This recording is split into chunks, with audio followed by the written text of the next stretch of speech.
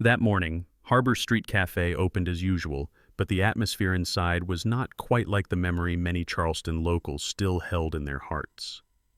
Soft golden light filtered through the old window panes, spilling across dark wooden tables marked by the passage of time. The aroma of hand-roasted coffee mixed with a hint of salty sea breeze, the cafe's unmistakable signature, was still there. Yet something felt different, something vague and intangible, like a thin layer of mist that had not yet lifted. As she wiped down the bar, Sophie, a 27-year-old barista with her hair neatly tied back, suddenly startled as the carton of milk slipped from her hand. The dull, heavy sound of the carton hitting the floor echoed, immediately followed by a faint pop as it burst open, sending a pale stream of milk spreading across the gray tile. Every sound in the cafe seemed to slow, except for the hurried footsteps that approached from behind. Grant Hollister, the manager, tall and imposing at 38, with close-cropped hair and an icy stare, pushed open the door behind the bar. His gaze locked directly onto Sophie, his lips pressed into a severe line.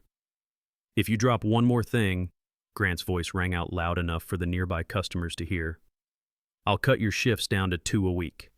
Just enough so you can't live, but not enough to quit." The words landed, heavy as lead. No one in the cafe moved. A few patrons glanced over, then quickly dropped their eyes back to their coffee cups, as if they'd overheard something they should not get involved in. In the farthest corner, where the light was dimmest, a man sat leaning against the wall, his hand slowly turning a cup of cooled cappuccino. He did not blink at what had just happened, nor did he pretend not to have heard. That was Ethan Marlowe, the owner of Harbor Street Cafe, but this morning, no one recognized him. At 46, Ethan had long since stepped away from working behind the counter, accustomed to tailored suits and marathon strategy meetings.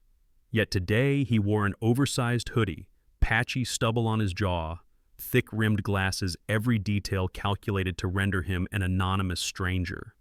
He had returned to Cafe Number 4, the old harbor location, not to check the books, but to witness firsthand what internal reports could never reveal: human behavior. As Grant's scolding still lingered in the air, Ethan observed.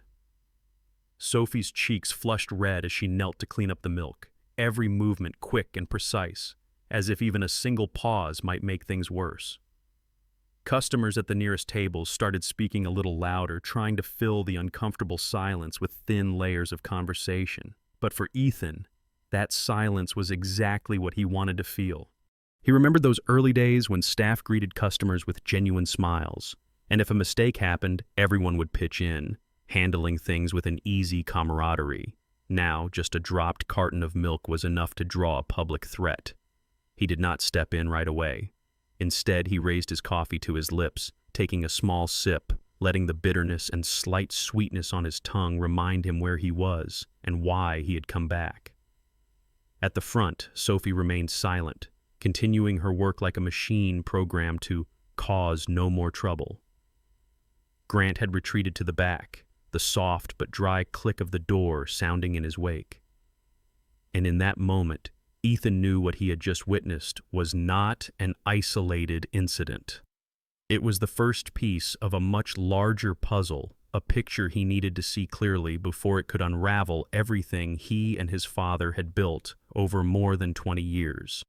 That afternoon, as the sun dipped toward the Ashley River and the old streets of Charleston were bathed in warm golden hues, Ethan Marlowe sat in an old pickup truck he had deliberately rented instead of using his own car. The rearview mirror reflected a version of himself, almost unrecognizable gray hair dyed a deep brown, patchy stubble, thick-rimmed glasses hiding the familiar eyes known to longtime staff. The hoodie and faded jeans made him look no different from any local dropping by the cafe. He took a quiet, deep breath, feeling a blend of nervous anticipation and resolve. For many months, Ethan had not set foot in any of his stores. Everything he knew came through financial reports, KPI charts, and neatly filtered emails from his management team. Yet perfect revenue and numbers had never given him true peace of mind. What he needed was the real picture: how employees treated customers, the atmosphere guests felt the moment they stepped inside. Complaints hidden in online reviews about Harbor Street Cafe. Number 4. The very shop he had visited that morning were no longer isolated whispers, but had grown into a chain of signs he could not ignore. Stepping out of the truck, Ethan pulled up his hood and blended into the slow-moving crowd of the harbor district. The distant sound of waves, the smell of salt, and the low blast of ship horns floated through the steady rhythm of life. The cafe's glass reflected his image, no longer the owner of 8 coffee shops, but just an ordinary customer seeking shelter. Inside, the whir of the coffee grinder blended with the clink of spoons on cups. The light from polished brass pendant lamps was as warm as ever, but Ethan immediately sensed the change in his staff's eyes. Gone were the natural nods or the smiles that made customers feel welcome. Instead, there were quick glances before turning back to tasks, as if everyone was merely executing a programmed sequence of steps.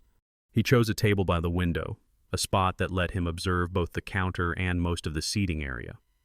Sophie stood at the bar, her shoulders shrinking slightly each time Grant passed by. Marina, the other young barista, was wiping the espresso machine with steady but lifeless movements. Luis Ortega, tall and sun-kissed, was carrying a tray of cups from the kitchen with a faint limp, something Ethan noticed immediately.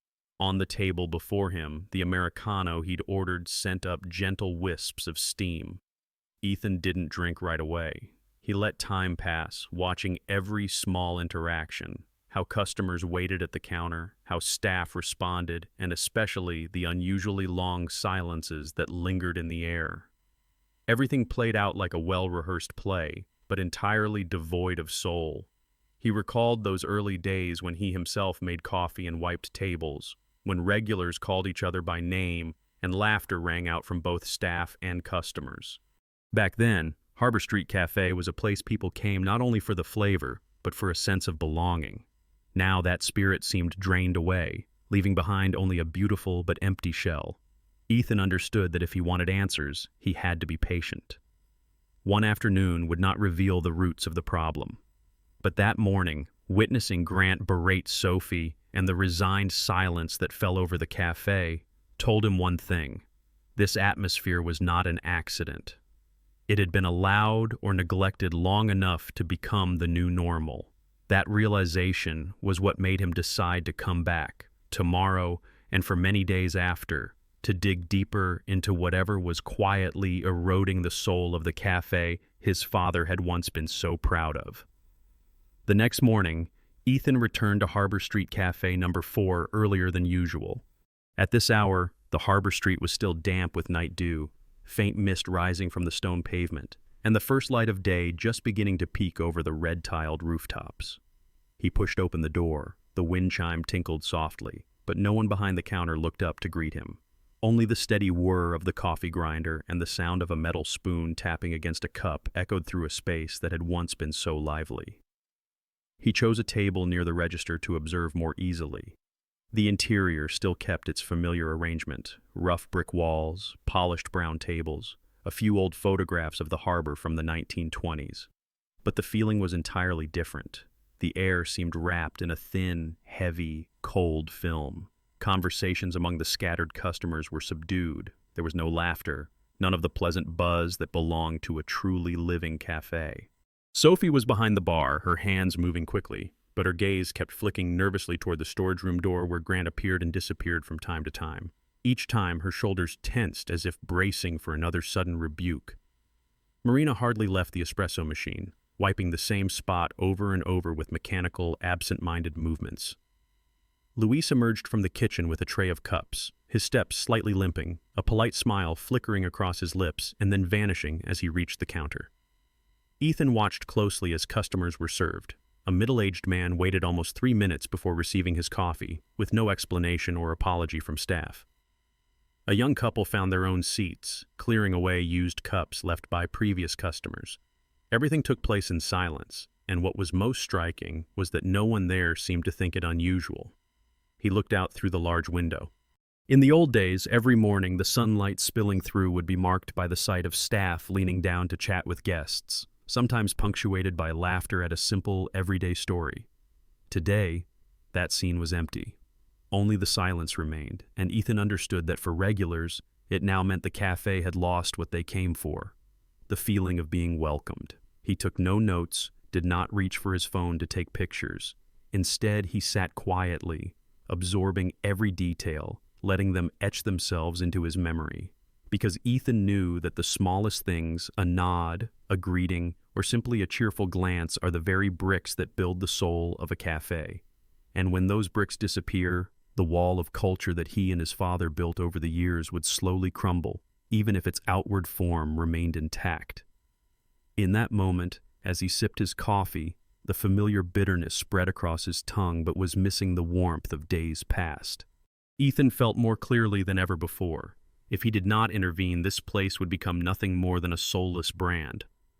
He promised himself he would not let that happen, even if it meant stirring up the deceptively calm waters that had settled over this cafe. The morning went on, with customers coming and going in small numbers, and Ethan remained patiently at his usual spot. He pretended to be absorbed in his old phone, but in reality he was listening to every movement in the cafe. As the hands of the wall clock crept toward 10 o'clock, the storeroom door suddenly swung open, startling a few customers. Grant emerged, a stack of order forms tucked under his arm, his gaze sweeping over the counter as if searching for someone to unleash his frustration upon. Sophie was pouring milk into the frothing pitcher. The moment a single drop spilled over the rim, Grant's voice rang out across the cafe. "How many times have I said this? Hurry up, this isn't a classroom. If you keep moving this slowly, don't blame me when I cut your hours." There was no profanity, but the disdain in his voice was enough to make Sophie flinch, her eyes drop, her hand gripping the pitcher even tighter. Ethan felt the shift in the air immediately. Customers at the tables near the counter fell silent. Marina slowed her wiping of the machine, and Louise stepped out from the kitchen hesitantly, still holding a damp cloth. When Grant turned his attention, his look grew even colder. "You're finished already? Just standing around for a few minutes and your legs are tired? In that case, don't bother coming in tomorrow." Luis pressed his lips together, said nothing, only nodded, and turned away. A few minutes later, an elderly woman with silver hair and hesitant eyes approached the counter. Marina greeted her with a gentle smile and began taking her order. The woman spoke slowly, switching between English and Spanish. Marina kindly repeated the order back in the woman's native tongue to confirm, but Grant suddenly appeared, interrupting. "English, Marina. This is America. If you want to speak Spanish, take it outside." Marina froze for a moment, her lips pressed tightly together. The elderly customer hesitated, her eyes timid, then simply paid for her coffee and left, leaving behind a heavy silence. Ethan took a deep breath, keeping himself calm. There was no yelling, no violent outburst, but every word Grant spoke left an indelible mark on everyone who witnessed it. This was the kind of small authority, repeated over and over, that gradually transformed into a quiet fear and the withdrawal of the whole team. And it was the silence of everyone, the customers included, that troubled Ethan most. He knew moments like these rarely showed up in reports. They were never recorded in any employee evaluation forms, yet they were the very undercurrents that determined whether a place was healthy or toxic. Sitting at his table, Ethan placed his hand on his now cold coffee, eyes following Sophie as she quietly cleaned the counter as if nothing had happened, and in his heart, the true picture was gradually taking shape, piece by piece. Not long after the elderly customer left, Marina returned to the counter, her gaze fixed on the surface as if to avoid any eyes. Sophie stood on the other side of the espresso machine, pouring shots into paper cups, her shoulders slightly hunched, her movements small and economical, as if trying to take up as little space as possible. Luis had disappeared into the dishwashing area, only his silhouette visible through the narrow doorway, where steam from the sink mingled with the pale white light of the fluorescent lamp. Ethan noticed a common pattern. All of them worked with a sense of caution, as if every action might be scrutinized.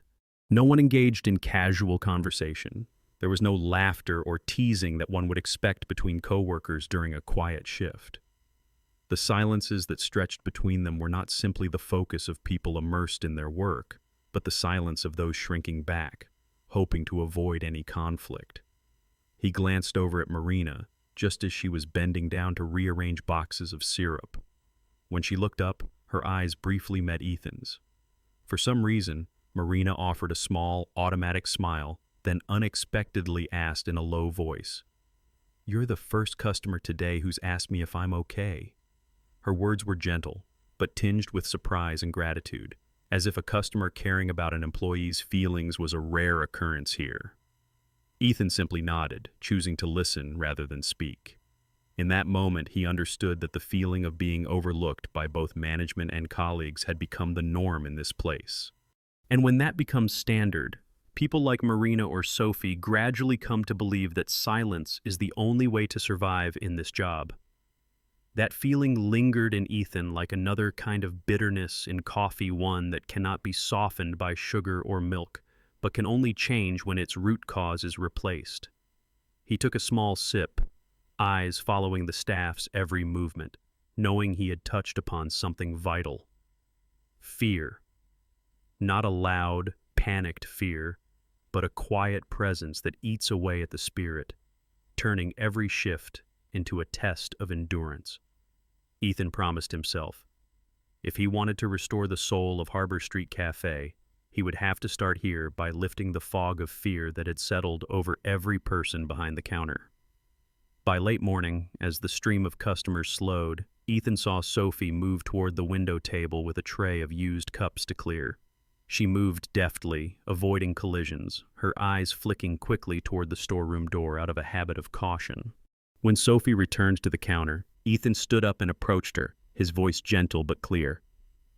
"Could you spare me 5 minutes out there, just to talk?" Sophie paused for a moment. Her eyes immediately darted behind the counter where Grant had just stepped out, phone in hand, apparently not paying attention. A few seconds of silence were enough for Ethan to realize her hesitation was not because she was busy, but because she was afraid of something. "It's nothing official," he continued, lowering his voice just enough. "I just want to hear your truth."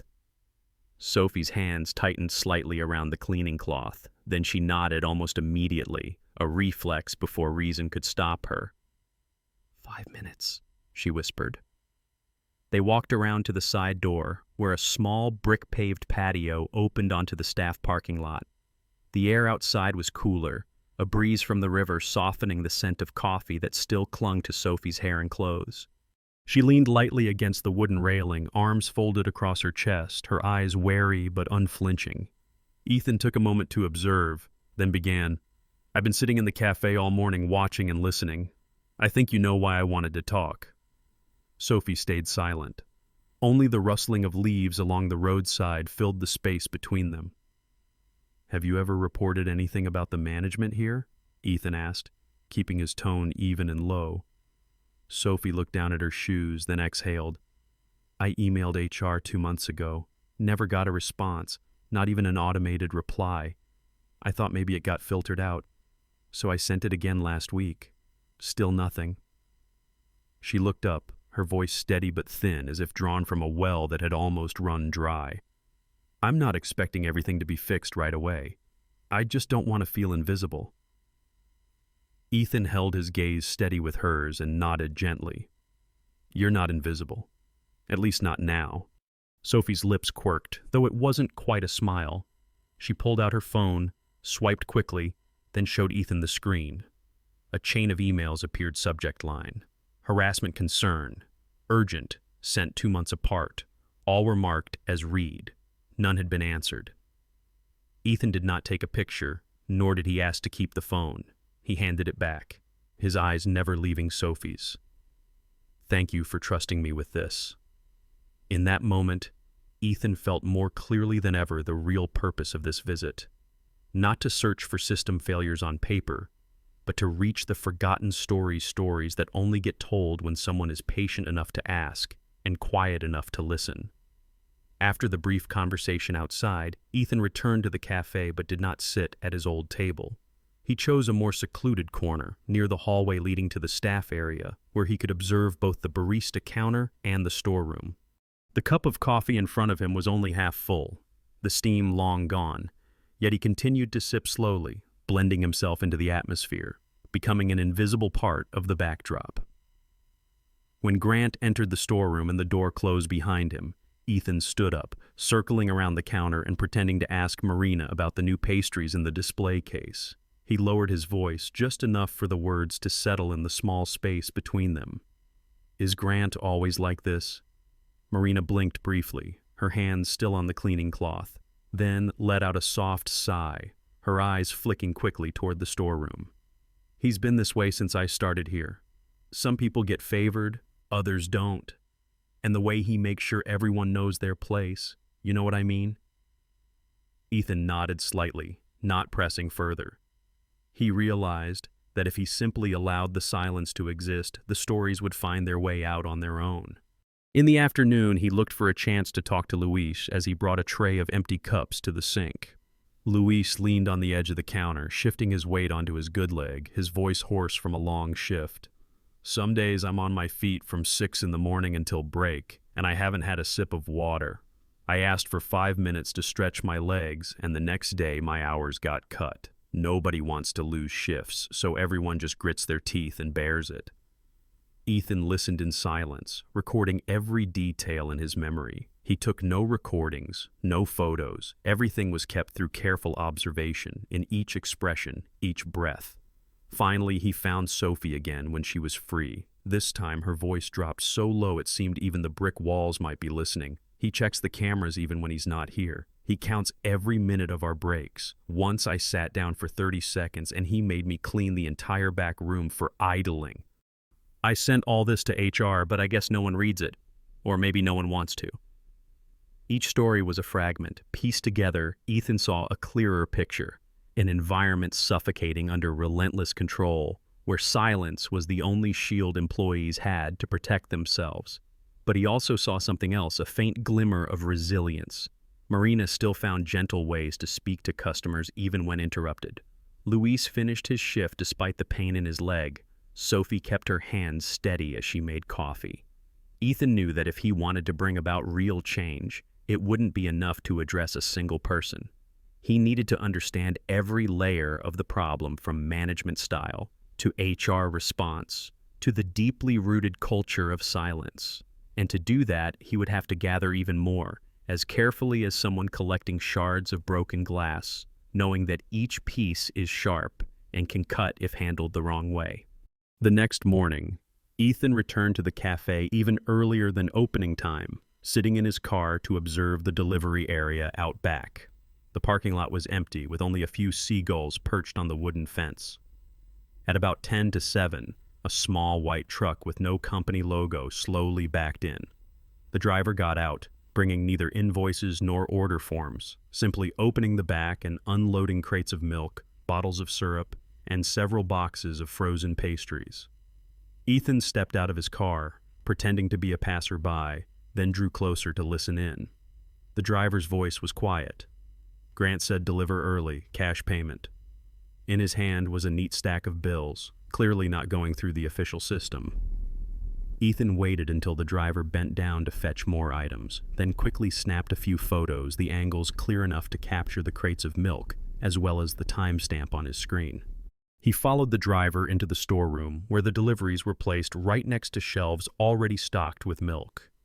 One of the boxes, label clearly visible, had expired over 2 weeks ago. On it was stuck a pale yellow note, handwriting scrawled across, "Use first, don't report." Ethan drew a deep breath, feeling a chill in his stomach sharper than any blast from the refrigerator. Back in the customer area, he waited for the right moment to approach Sophie. When no one was at the counter, he gently asked, "That note, is that a normal thing?" Sophie glanced around, then gave a small nod, her voice barely above a whisper. "He says if we throw it away, the cost comes out of our pay. No one wants to lose money, so..." Her words trailed off, but Ethan understood completely. He continued to observe, this time more discreetly. One afternoon, he sat near the counter, listening as Grant spoke to a friend on the phone. The conversation revolved around those lazy employees, and all that matters is making them scared enough to work faster. Every word was committed to Ethan's memory, ready to be repeated verbatim if ever needed. That evening, in the small rented room he kept to conceal his identity, Ethan turned on his computer and entered everything he had gathered: photos, times, accounts, and specific situations. Each detail was marked as evidence in the file he was quietly building. He knew that for true change, he would need a picture that could not be denied, something that would force every level of management to face reality, whether they wanted to or not. Ethan sat quietly for a long time before the screen, looking over the photos and notes. In every line, he saw a simple truth. The problem at Harbor Street Café number 4 was not just one bad manager. It was a system that allowed that badness to exist. And on the day he revealed who he really was, nothing would ever go back to the way it was before. The day Ethan decided to stop hiding, the sky over Charleston was thick with clouds, the wind from the Ashley River carrying moisture and the scent of salt into the harbor streets. He walked into Harbor Street Café number 4, no longer in his old hoodie or with his hood pulled up, but in a charcoal overcoat, crisp white shirt, and polished leather shoes, the familiar image of Ethan Marlowe that the staff had only ever seen in company newsletters. As soon as the glass door closed behind him, Sophie, Marina, and Luis froze in place. A tense silence stretched across the cafe, broken only by the clatter of the espresso machine. Grant emerged from the storeroom, clipboard in hand, about to scold Sophie, but his words died on his lips the moment his eyes met Ethan's face. A flicker of confusion crossed his features, his brow furrowed, hand tightening around the clipboard. You're... Grant left the sentence unfinished, as if he himself was unsure how to address the man before him. Ethan stepped closer, his voice low and steady, needing no volume. Let's go outside and talk. As they stepped out the side door, the cold wind whipped past, but what made Grant truly shiver was the unwavering look in Ethan's eyes. I've heard enough and seen enough, Ethan began, weighing every word. The way you run things here, the way you treat employees, and your violations with deliveries, there is no place for any of that in this company. Grant tried to defend himself, his voice urgent. I'm just doing what I have to maintain an environment of fear, to sell expired products to customers, to ignore inventory protocols. Ethan cut in, his tone still even, but the force of each question stripped Grant of any control. Ethan lowered his voice, colder than the wind on the docks. You no longer work at Harbor Street Café. As of now, you're done. Leave. Grant opened his mouth but could not speak. He stepped back, his eyes darting through the window where Sophie, Marina, and Louise stood watching. No one spoke, but those gazes were enough for Grant to realize that he had lost every bit of power he once held over them. As Grant walked away, the sound of his shoes on the tile echoed like a final punctuation mark. Ethan remained standing for a few moments, breathing deeply, before returning inside. The cafe was still silent, but the oppressive tension was gone. Sophie quietly bowed her head at the counter, blinking quickly to hold back tears.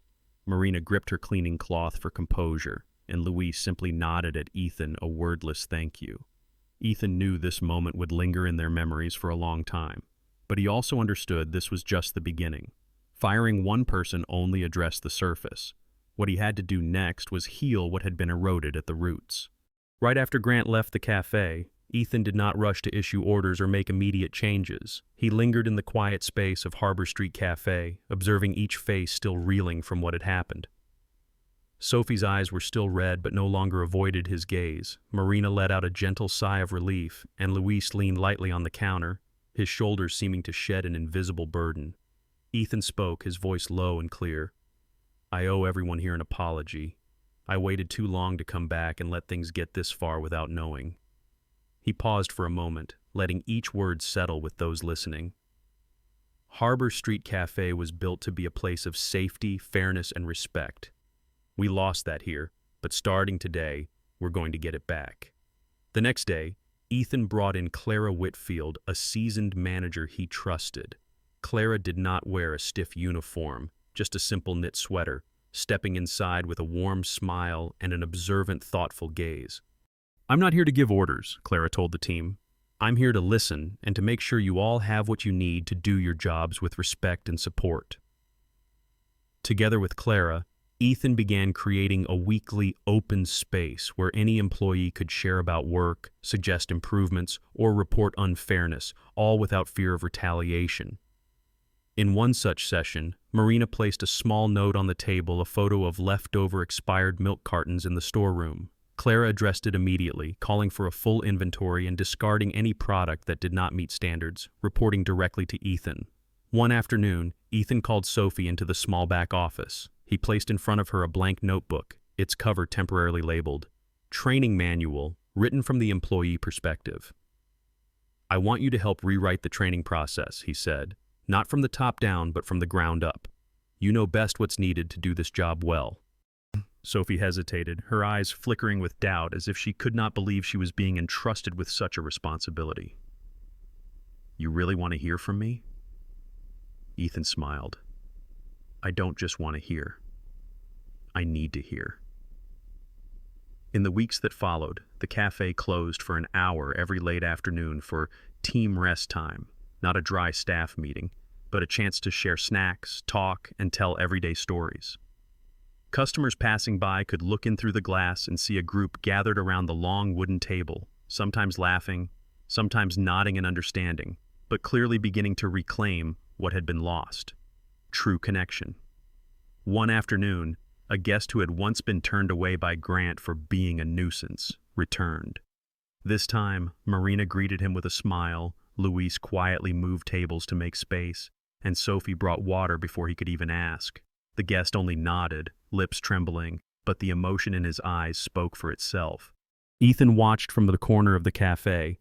He saw Sophie showing a new staff member how to check the expiration date on milk, Marina straightening a table's edge, and Luis greeting a customer with an easy smile. There was no need for speeches or banners, but Ethan knew Harbor Street Cafe No. 4 was beginning to breathe again, not just as a shop, but as a community. And this time, he would never look away from it again. From the perspective of someone who has witnessed more than a few businesses lose their soul simply because they overlooked the smallest things, I can say this with certainty.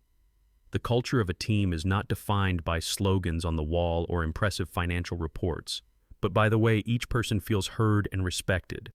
When an organization dares to face the truth, sheds its layer of silence, and rebuilds from its human foundation, they are not just saving a single shop, they are restoring trust, that invisible yet priceless asset. If this story resonates with you, please like and subscribe to join us as we continue exploring powerful journeys of renewal like this one. And before you leave the video, leave a comment with the phrase, "Keep the faith," because sometimes even a small bit of faith is enough to change an entire community.